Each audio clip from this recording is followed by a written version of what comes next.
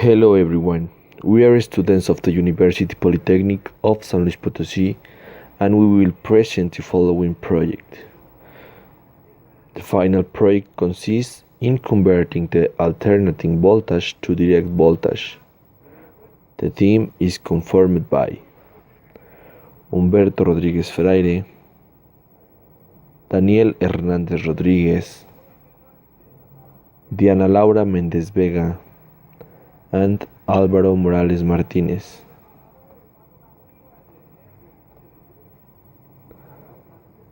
Then I will introduce them to the topic.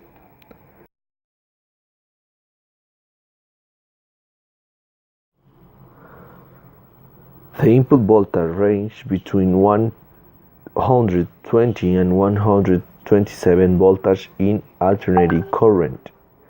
To make this possible, a half-wave rectifier was used, which consists of an array of diodes and capacitors. This will be explained later to the details.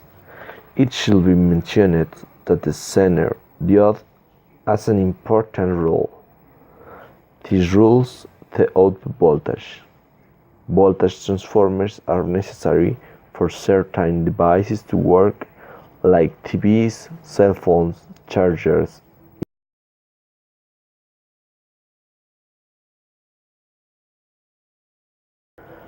As we know, the difference between the altered current voltage and the direct current voltage is a lot, because the alternating current voltage has a sinusoidal shape, while direct current has a linear shape. On the other hand, there is an important use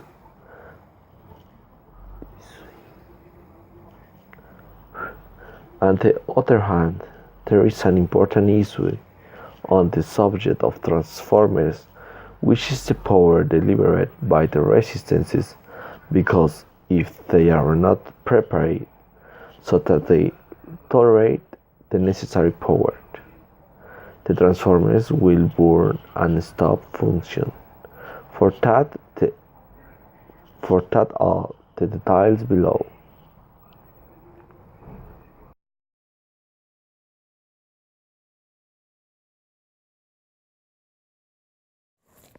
In the simulation, a circuit with an input of 127 volts was built, which represents the energy what is supplied for domestic use. A resistor of 47 ohms was placed, which is necessary for the capacitor to support the voltage. Two more diodes were added for the high voltage that was generated, since according to the datasheet of each component, it is known how much tension each one supports. We also place a senior diode which works as a voltage regulator with reverse polarization, in parallel with a 10 mA capacitor. This achieves an ideal voltage of 5 volts, a minimum difference of 5%. Finally, a resistance of 100 ohms was placed where the final voltage is measured.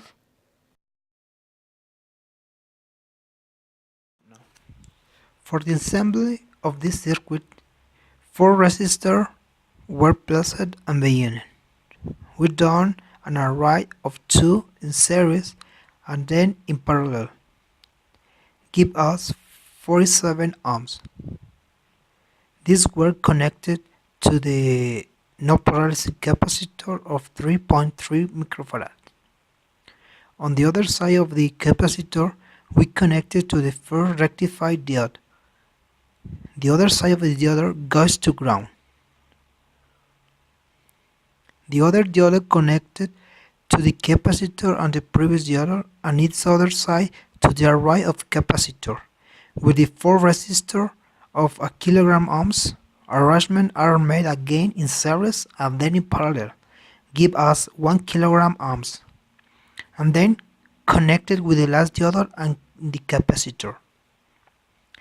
the center diode and the last capacitor are connected in parallel with the resistor array and the next there to the last 100 ohms resistor. We connected the circuit and we get an output of 5.3 volts.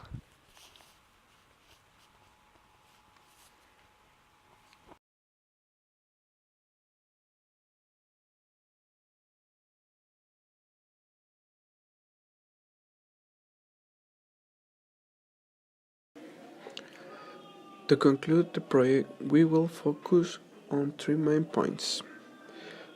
1. Answer the questions by the class teacher, who was the one in charge to support us all the time.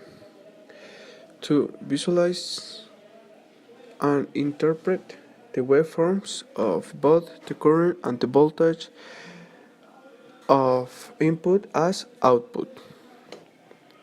3. Conclude with the realization of the project as well as the voltage delivered from the output. First, answer the questions. The temperature-power ratio is given by the law of Joule because the power is multiplied by the passage of time.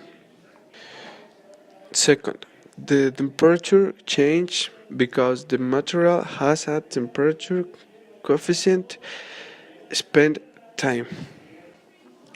In this way, the temperature grows linearly only if the power delivered is constant.